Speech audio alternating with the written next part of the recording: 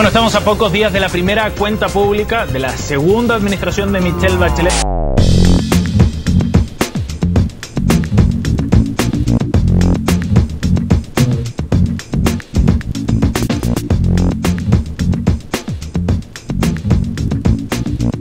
La tradición de la cuenta pública parte prácticamente con la República. En el año 1833 Chile tiene una constitución, que es la constitución política que se extiende por más tiempo en nuestra historia. Y en esa constitución, si no recuerdo, en el artículo 52 se establece la obligatoriedad de dar cuenta al país. Había una diferencia, sí, es que las primeras cuentas públicas, la que establecía la constitución de 1833, era el 1 de junio. Se establecía el 1 de junio, no recuerdo si era hasta septiembre, pero que coincidía con lo que la constitución de 1833 denominaba el periodo ordinario de sesiones del Congreso. Luego, en la Constitución de 1925 también se establece esta ceremonia y se establece que la legislatura ordinaria del Congreso coincide con dos fechas históricas. Una fecha que es el 21 de mayo. El 21 de mayo en Chile se conmemora el combate naval de Iquique, como una gesta más bien heroica militar, y el 18 de septiembre como la fecha en la cual se conmemora la creación de la primera Junta Nacional de Gobierno. A partir del año 1926 el presidente Alessandri, el primero que inaugura esta tradición de dar cuenta al país en una cuenta pública, a pesar de que él ya en 1924 había empezado a utilizar esta cosa de hablar por medios radiofónicos, había hablado por radio. Esa tradición continuó durante varios años, hasta más o menos 1958, donde se produce la primera transmisión televisiva, muy reducida, porque efectivamente la televisión en Chile en el año 58 era casi experimental, vinculada con la Universidad Católica de Valparaíso fundamentalmente. Se va generando mayor difusión de esto. En 1970 es la primera transmisión en vivo de la cuenta pública. Y esta tradición se suspende con la dictadura militar. Bueno, generalmente lo veo porque al inicio de cada gobierno o al final, para ver qué hicieron, qué planteamientos tienen, ese tipo de cosas. Porque básicamente esa es la gran cuenta pública del país, pues entonces va a estar informado de todo lo que pasa a nivel político, los proyectos, los programas, nuestros derechos también, si se están cumpliendo las promesas que hacen los presidentes, etcétera. Porque es interesante saber cuáles son las propuestas que van cumpliendo y qué es lo que se enfoca hacia adelante, digamos, hacia dónde apunta la línea. Porque un ciudadano que tiene conciencia puede opinar, puede reflexionar acerca de lo que está pasando en nuestro país en el día a día.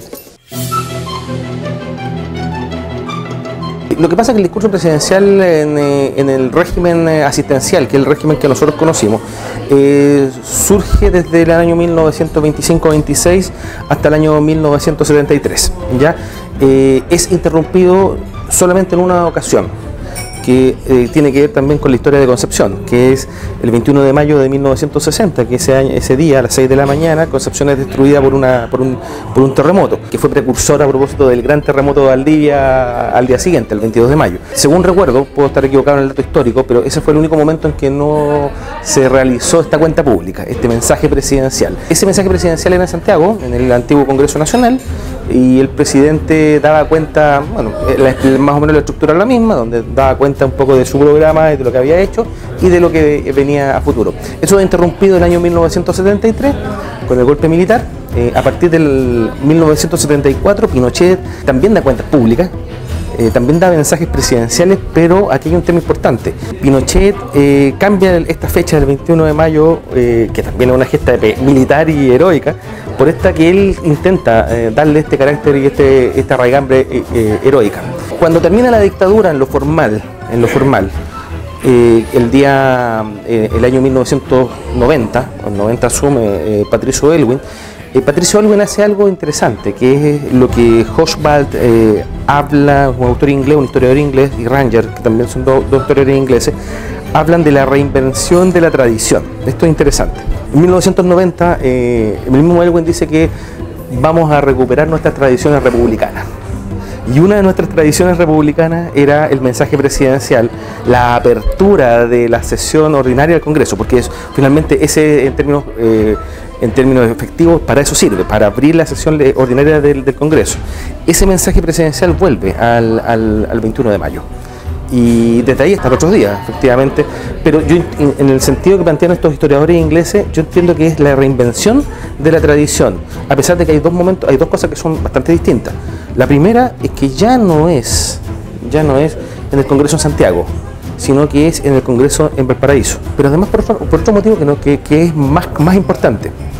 Hasta 1973, y hay una hipótesis que yo estoy sosteniendo ahí, el régimen político-social era básicamente asistencial.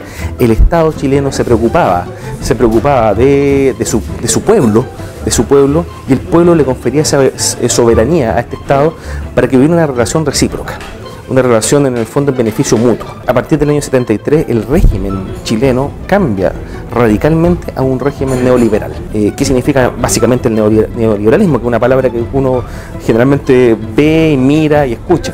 Es que el Estado ya no está en un vínculo con el pueblo, sino que el Estado está al servicio del mercado y de la expansión del mercado. Y eso es un cambio notable, por si acaso, porque efectivamente el Estado en el cual esa tradición fue elaborada, esa tradición fue construida, ya no existe. El Estado hoy día es otro Estado, es un Estado que procura otros intereses. Entonces por eso yo hablo que en realidad hay una reinvención de la tradición para hacer parecer esto, que el acto de ahora, como una continuidad, cuando en realidad es un acto nuevo. Eso tiene que ver con dos cosas que yo planteo también, una que se llama el problema de la escenificación y el problema de la ritualidad. ¿Ya? La escenificación tiene que ver en el fondo con toda la atmósfera que se crea en relación al acto del 21 de mayo. Fíjate que si tú revisas la forma en la cual es la ceremonia del 21 de mayo, probablemente vas a encontrar que es la misma. Lo que pasa es que los sentidos y significados de esa escenificación es muy distinto. Hay un punto que es importante que tiene que ver con el cambio, o sea, hay que en el fondo detectar por qué es distinta esa ceremonia con respecto a la anterior, que tiene que ver también con el lugar, el simbolismo que se le otorga al evento mismo del 21 de mayo.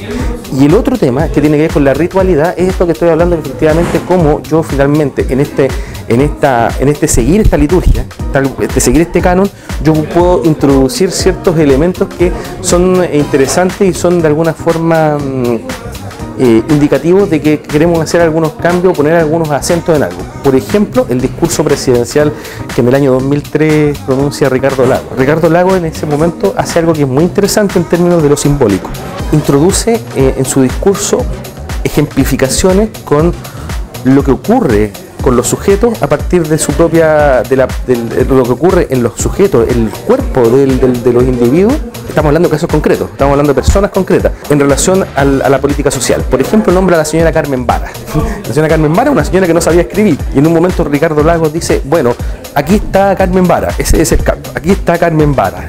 Carmen Vara no sabía escribir ni leer, pero gracias al programa de gobierno que yo implementé, ahora lo sabe hacer. Eso por si acaso es seguido después por Bachelet y por Piñera. Hacen también esos tips que son introducidos por Ricardo Lagos. Ese, por ejemplo, es reinventar la tradición. Yo espero que mencione en términos concretos qué va a pasar con las dos grandes reformas que están hoy día en la discusión pública, que tiene que ver con la educación y que tiene que ver con la reforma tributaria. En lo concreto, o sea, cómo se va a desarrollar en los 4 años que tiene de gobierno. Bueno, que alcance las cosas que había pronosticado para los primeros 100 días, creo, y la educación, la previsión de salud, etcétera, que es muy importante el tema de la previsión. Yo estoy haciendo práctica en un CESFAM y me ha tocado ver temas de adultos mayores, grandes profesiones que ganan 180.000 pesos ahora de pensión, entonces es igual relevante.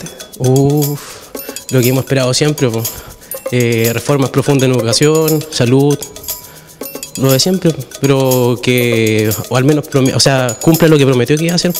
Y si es que lo va a hacer, y si no, vamos a estar ahí nosotros. El tema de la educación supongo que es lo más esperado por todos, de la educación, de la salud, a ver si es que en algo mejora. Y eso principalmente. Entonces, yo tengo la impresión que hoy día lo que hay básicamente una expectativa de cambiar el modelo. De que este modelo neoliberal ya no nos conviene, de que este modelo neoliberal no nos produce satisfacción. El problema está en que igualmente hay gente, estoy hablando de personas que de bajo ingresos, que el modelo neoliberal lo ha hecho feliz. Pueden comprar cosas, pueden tener acceso a bienes y servicios. Entonces, en esa expectativa y en esa contradicción va a haber va a ser muy interesante lo que diga Bachelet. Por ejemplo, a propósito de qué va a pasar con la educación, cómo se va a abordar el problema de romper esta estructura de mercado que hay en torno a todo lo referente a la educación fundamentalmente. ¿Cómo lo vamos a hacer? ¿Cómo lo vamos a romper? ¿Cómo vamos a fracturar ese discurso? Eso va a ser interesante, porque en realidad no solamente va a ser lo importante lo que diga, sino lo que deje de decir. ¿Ya? Eso va a ser interesante. Yo tengo la impresión que los discursos presidenciales, el análisis también no solo tiene que ver con lo que los presidentes dicen, sino con lo que dejan de decir o con lo que intensamente van a decir.